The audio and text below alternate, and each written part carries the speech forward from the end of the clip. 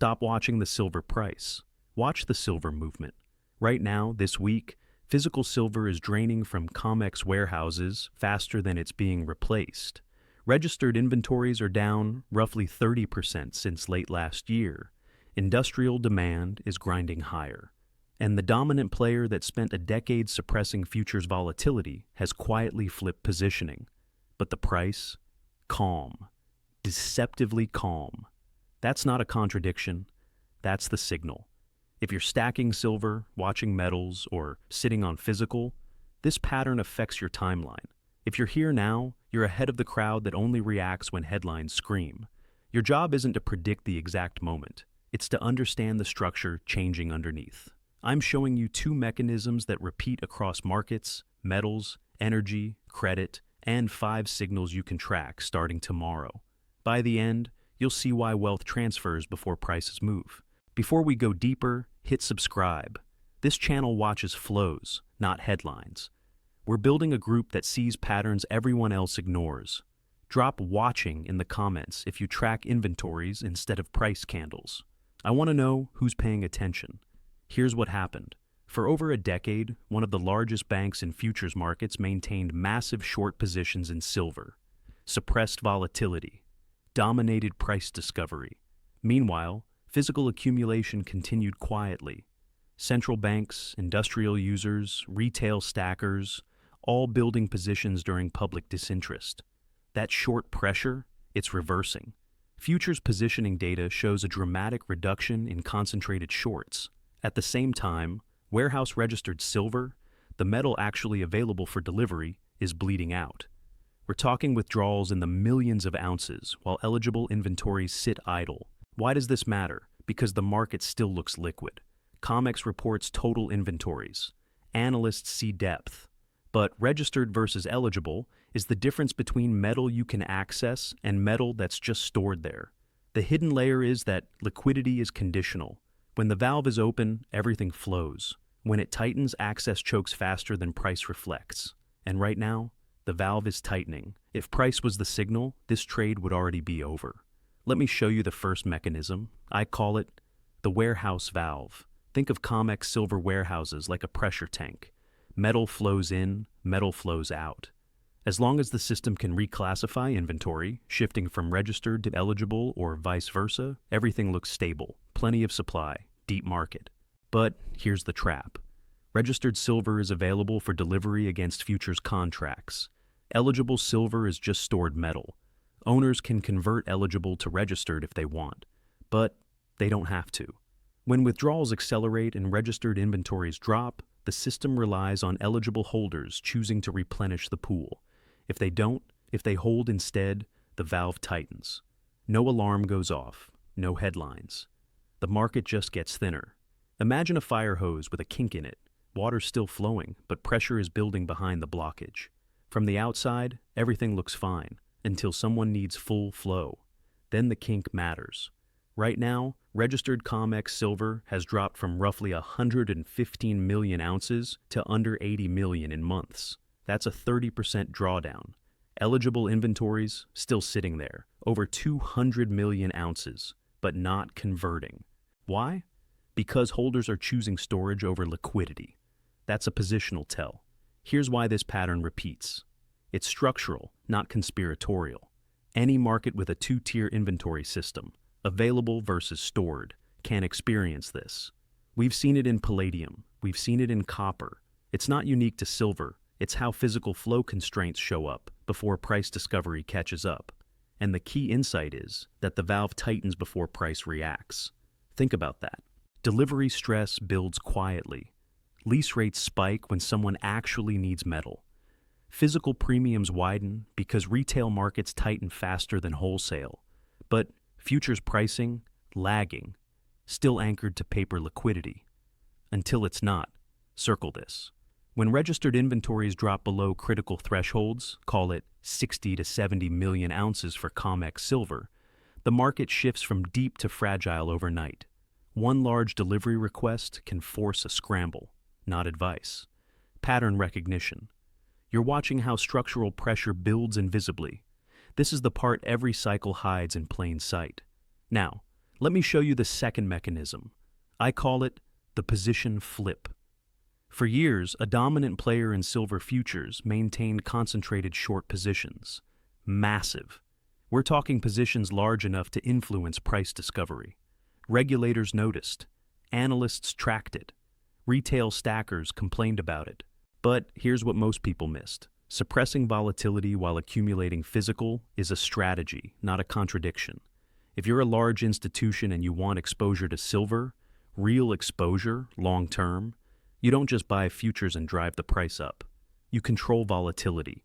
You lean on the short side in paper markets while quietly building physical positions or securing supply agreements. Why? Because your goal isn't a quick trade. It's control of flow at stable prices. Then, when positioning is complete, you step aside. You reduce short pressure. You let natural demand dynamics take over. That's the flip. And the tell isn't a press release, it's positioning data. Futures commitment of trader reports, reductions in concentrated shorts, shifts in lease behavior. These signals show up months before price reacts. Right now, we're seeing exactly that. The largest concentrated short positions in silver futures have been unwinding, not gone, reduced. The hand that was leaning on the scale is easing off. At the same time, industrial demand is inflecting higher. Solar, electronics, EVs all need silver. Central bank accumulation continues quietly. Retail physical premiums are widening, especially on smaller denominations. Lease rates are spiking periodically, signaling short-term tightness. When the biggest hand stops leaning, gravity takes over. Let me walk you through what this looks like from the inside. Imagine you're a futures market maker. You've been short silver for years. Your position suppresses volatility because participants know you'll sell into rallies. But you're also hedged, maybe through physical holdings, maybe through cross-market positions. Your goal is stability, not profit from directional moves. Now, you start reducing that short exposure. What happens? First, nothing. The market is used to your presence. Other participants don't react immediately. But then someone tries to take delivery, and they notice registered inventories are thinner than expected.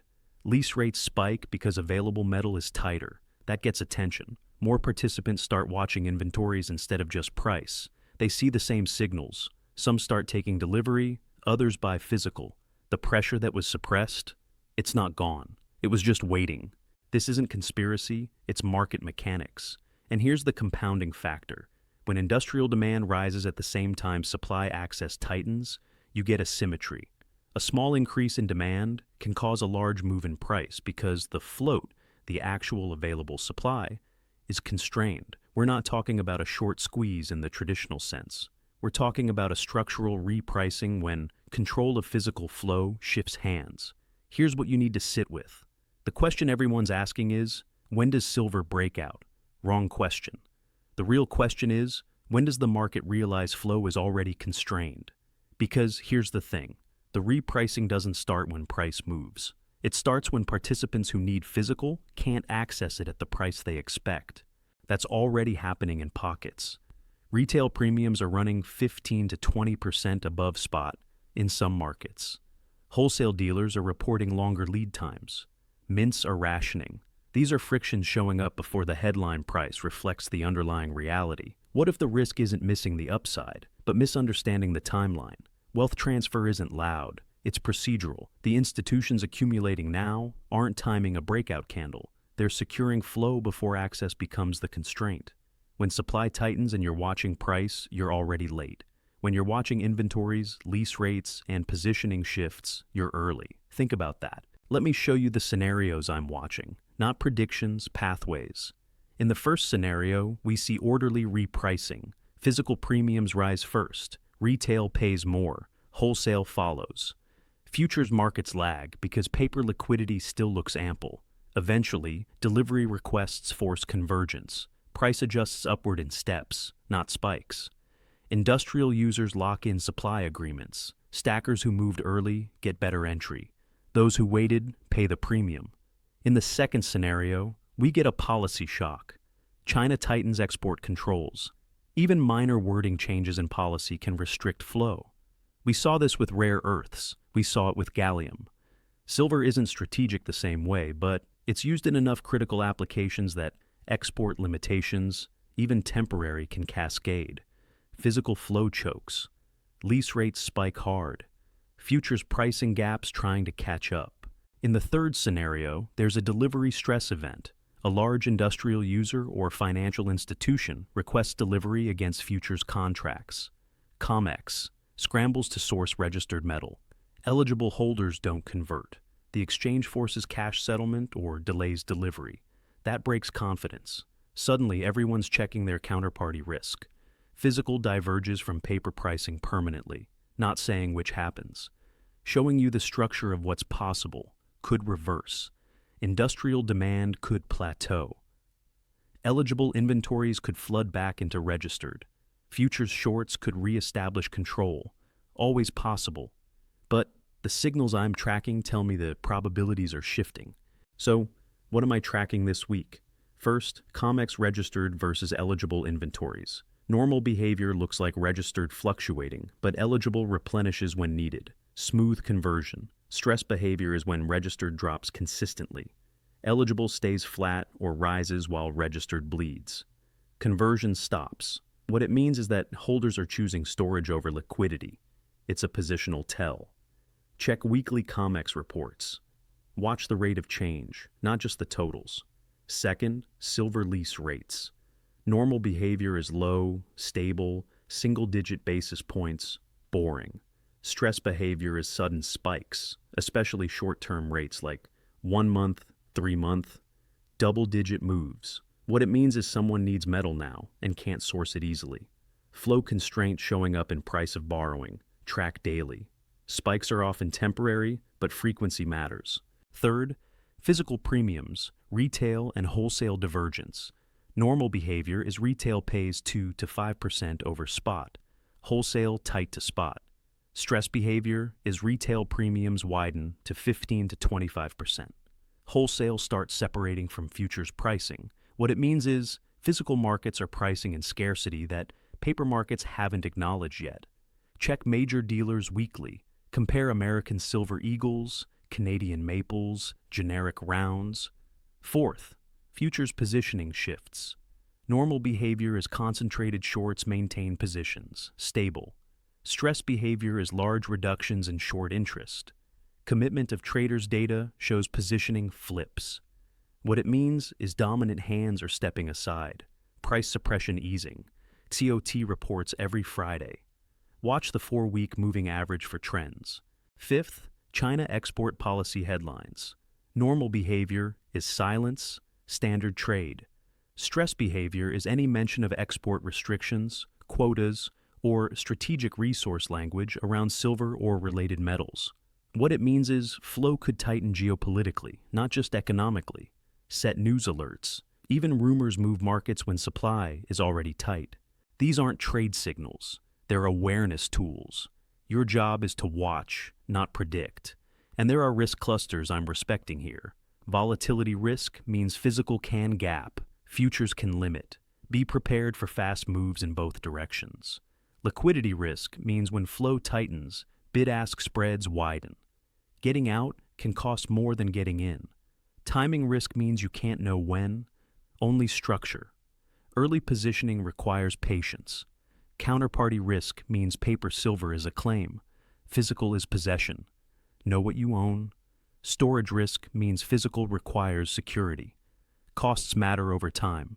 Opportunity cost means capital. In silver isn't in other assets. Allocation matters, not telling you to stack, showing you what's worth watching if you do. If you're watching flows instead of price, you're already in a smaller group. Most participants react to headlines. They see the breakout and chase. They hear the story after the move. You're seeing the setup before the story is written. That's an edge. Not a guarantee, an edge. Markets move when control changes, not when consensus does. Right now, control of physical silver flow is shifting, from suppression to accumulation, from futures dominance to physical constraint, from paper liquidity to delivery reality. The signals are visible if you know where to look. COMEX inventories, lease rates, positioning data, physical premiums, policy hints, all flashing the same underlying message. The valve is tightening. What you do with that is your decision, not mine to make. But I'll tell you this, the people who understand structure before price reacts, they don't get shaken. They don't panic sell into dips. They don't chase rallies. They positioned early and they wait.